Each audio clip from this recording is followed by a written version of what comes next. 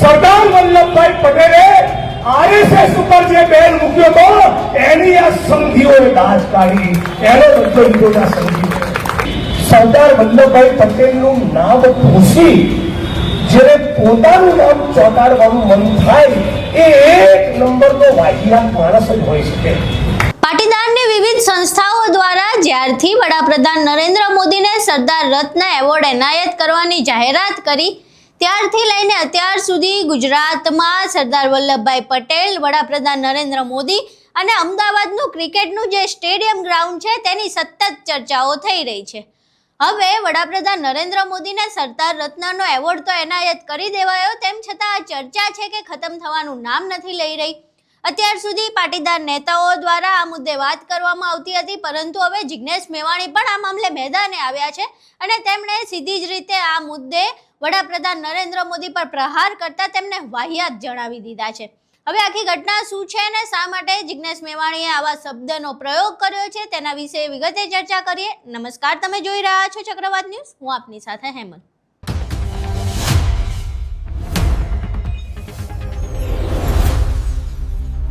વડગામથી ધારાસભ્ય અને કોંગ્રેસના નેતા એવા જિગ્નેશ મેવાણી એક સભાનું સંબોધન કરી રહ્યા હતા. આ દરમિયાન તેમણે આ સરદાર રત્ન એવોર્ડ વિશે પણ વાત કરી, તેમજ વડાપ્રધાન નરેન્દ્ર મોદીના નામે જે સ્ટેડિયમ છે તેના વિશે પણ વાત કરી. તેમણે સ્ટેડિયમના નામ બદલવા વિશે વડાપ્રધાન નરેન્દ્ર મોદી પર પ્રહાર કર્યા અને ત્યાં સુધી કર્યા કે તેમણે એવું કહી દીધું કે જે વ્યક્તિ જેણે ભારતનો પાયો નાખ્યો છે, જે વ્યક્તિ આખા દેશના નહીં પરંતુ આખા વિશ્વના એક જાણીતા અને માનીતા નેતા છે, તેવા નેતાનું એટલે કે સરદાર વલ્લભભાઈ પટેલનું નામ બદલીને જે વ્યક્તિ પોતાનું નામ મૂકતો હોય તેના કરતા વાહિયાત વ્યક્તિ કોઈ ન હોઈ શકે. હવે વડાપ્રધાન નરેન્દ્ર મોદી પર પ્રહાર કરતા જિગ્નેશ મેવાણી શું કહી રહ્યા છે તે સાંભળીએ. કેવી મેન્ટાલિટી માનસિકતા છે. જે માણસ અખંડ ભારતનો શિલ્પી કહેવાય, આ દેશ અને દુનિયાના મહાનતમ નેતાઓમાં જે સરદાર વલ્લભભાઈ પટેલની ગણના થાય, ફક્ત ભારત ભૂમિના નહીં દુનિયાના દિગ્ગજ નેતાઓમાં જેની ગણના થાય એવા અખંડ ભારતના શિલ્પી સરદાર વલ્લભભાઈ પટેલનું નામ ભૂસી જેને પોતાનું નામ ચોંટાડવાનું મન થાય એ એક નંબરનો વાહિયાત માણસ જ હોઈ શકે. એક નંબરનો ફાલતુ અને જે વાહિયાત માણસ હોય એના સિવાય કોઈને આવી મૂર્ખતાનું પ્રદર્શન કરવાનું મન ના થાય. અને આ મોટેરા સ્ટેડિયમ પરથી મોદીનું નામ ભૂસાય અને ફરી એકવાર સરદાર વલ્લભભાઈ પટેલનું નામ પ્રસ્થાપિત થાય એ જવાબદારી મહેરબાની કરીને સમજી લેજો, એ ગુજરાતના પટેલોની નથી, એ સમગ્ર ગુજરાતની 6.5 કરોડ જનતાની છે.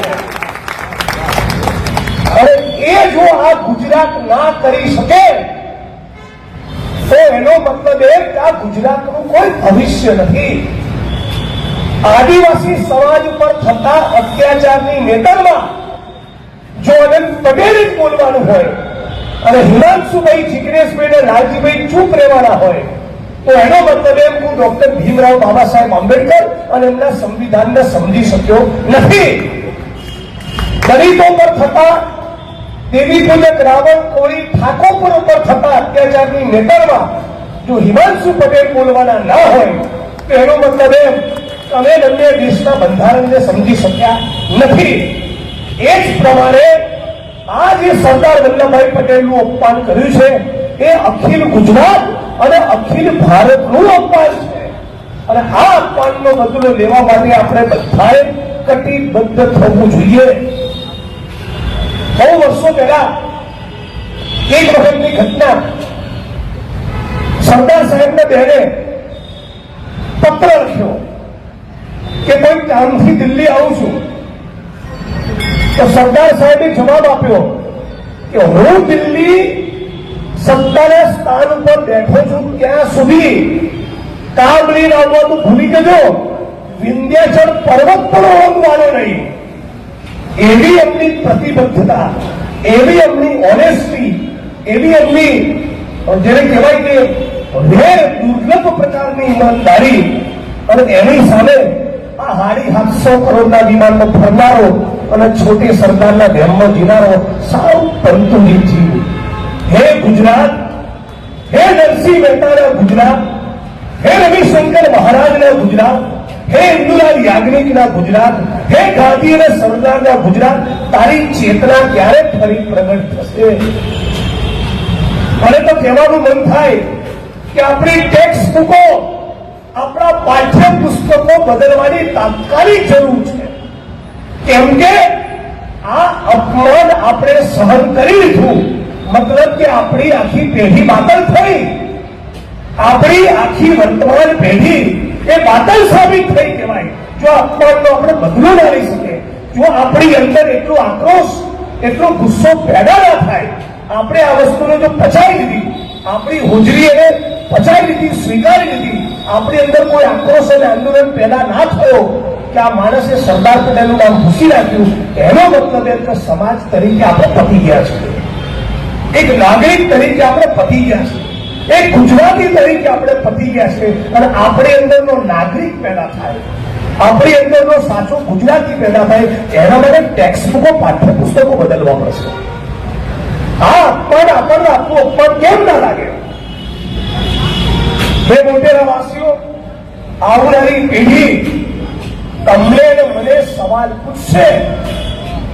તમારા અને મારા પરિવારની સમજુ દીકરીઓ અને દીકરાઓ આજથી 5 વર્ષે, 10 વર્ષે, 15 વર્ષે, 20 વર્ષે, 25 વર્ષે તમને ને મને સવાલ પૂછશે કે જ્યારે ગુજરાતની અંદર મોટેરાના સ્ટેડિયમ પરથી નામ બદલીને મોદીએ પોતાનું નામ ચોંટાડ્યું, ત્યારે તમે રોડ ઉપર ઉતર્યા હતા, આંદોલન કર્યું હતું, તમારા હૃદયમાં ઇન્કલાબ પેદા થયો હતો, તમે આક્રોશિત આંદોલન થયા હતા, તમારી ખોપડી ફાટી હતી, તમારું મગજ ગયું હતું. આ સવાલ આવનારી પેઢી આપણને પૂછવાની, અને એ વખતે આપણી જોડે જવાબ હશે કે ના, અમે નતા બોલ્યા, તો આપણી આવનારી પેઢી એ આપણા માટે ગર્વ મહેસૂસ નહીં કરે, એ આપણા માટે ગર્વ મહેસૂસ નહીં કરે. એમના વિચારોને તેમના લઈને મૂકી દીધા છે, નામ પણ ભૂસી નાખ્યું. તમને ખબર કેમ ભૂસી નાખ્યું? બહુ જૂની ભયંકર રાજ કાઢી એ લોકોએ. કઈ રાજ કાઢી? ગાંધીજીની હત્યા પછી સરદાર વલ્લભભાઈ પટેલે આરએસએસ ઉપર જે બેન મૂક્યો હતો, એની આ સંધિઓએ રાજ કાઢી, એનો બધો લીધો સંધિઓ. અને કેવું સૌમ્ય કહેવાય, ગાંધીજીની હત્યા થશે અને એનું જે સેલિબ્રેશન સંઘીઓએ પ્લાન કરેલું, કોનું સેલિબ્રેશન? ગાંધીજીનું ખૂન કર્યા પછી કેવી ઉજવણી કરવી? ખૂનની ઉજવણી. એનું આયોજન માટેની પત્રિકા રાજસ્થાનના અલવરમાં 24 કલાક પહેલા છપાઈ ચૂકી. વિચાર કરો, પેડાના બોક્સ બની ચૂક્યા, તમારું કોઈએ કીધું. મતલબ કે ગાંધીજીના હત્યારા ડોક્ટર આંબેડકરનું બંધારણ કે સંવિધાનમાં ફેંકી દો. આઝાદ હિન્દ ફોજ સુભાષચંદ્ર બોઝે બનાવી અને આઝાદ હિન્દ ફોજમાં યુવાનોની ભરતી કરતા હતા, ત્યારે આ સંઘીઓ યુવાનોને કહેતા હતા ક્યાં ના જતા? અંગ્રેજોની સેનામાં જતા, અંગ્રેજોની સેનામાં જતો. એટલે આ ના ગાંધી જોડે હતા, ના આંબેડકર જોડે હતા, ના સુભાષચંદ્ર બોઝ જોડે હતા, ના સરદાર વલ્લભભાઈ પટેલ જોડે હતા, તો ક્યાં હતા?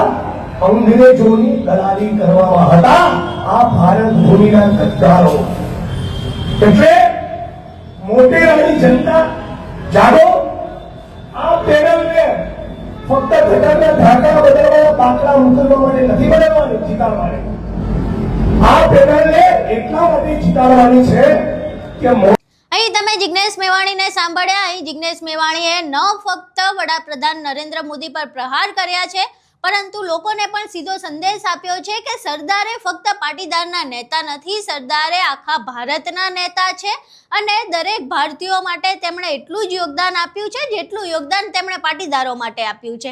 એટલે જે પ્રમાણે આપણા ભારતમાં હાલની સ્થિતિ છે અને જે રાજકીય સ્થિતિ છે એ પ્રમાણે જે નેતાઓ છે એને સમાજમાં ભાગલા પાડી દેવામાં આવે છે કે સરદાર તો પાટીદારના નેતા, આંબેડકર તો દલિતોના નેતા. એ જે માનસિક વૃત્તિ છે, માનસિક વૃત્તિને જિગ્નેશ મેવાણીએ અહીં તોડી છે અને તેમણે સ્પષ્ટપણે લોકોને કહ્યું છે કે સરદાર ફક્ત પાટીદારના નહીં પરંતુ આખા દેશના નેતા છે અને તેમનું નામ હટવું એ ફક્ત સરદાર કે પાટીદારોનું અપમાન નથી પરંતુ આખા દેશના દરેક એ નાગરિકોનું અપમાન છે.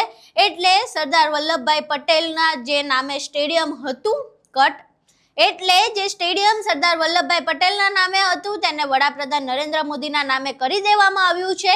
તેને જો ફરી કોંગ્રેસની સરકાર આવશે તો બદલી દેવામાં આવશે ને ફરી પાછું લોહ પુરુષ સરદાર વલ્લભભાઈ પટેલના નામે આ સ્ટેડિયમનું નામ રાખી દેવામાં આવશે. હવે જિગ્નેશ મેવાણીએ જે વાત કરી છે તે વિશે તમારું શું માનવું છે? જે એમણે સંદેશ આપ્યો છે કે સરદાર ફક્ત પાટીદારોના નહીં પરંતુ આખા દેશના નેતા છે, તે વિશે તમારું શું માનવું છે? અને જે પ્રમાણે તેમણે ફરી પાછું સ્ટેડિયમનું નામ બદલવાની વાત કરી છે અને એ પ્રમાણે મત માંગ્યા છે, તો શું આ એમનો માસ્ટર સ્ટ્રોક કામ લાગશે? શું પાટીદારની વોટ બેંક ખેંચવા માટે જિગ્નેશ મેવાણીએ અપનાવેલો આ નુસ્ખો તેમને ફળે છે કે કેમ? તમારું આ તમામ બાબતે શું માનવું છે? તમારા મંતવ્યો અમને કોમેન્ટ બોક્સમાં જરૂર જણાવજો. વિડીયો પસંદ આવ્યો હોય તો વિડીયોને લાઇક કરજો, શેર કરજો અને અમારી ચેનલને સબસ્ક્રાઇબ કરવાનું ભૂલશો નહીં. નમસ્કાર.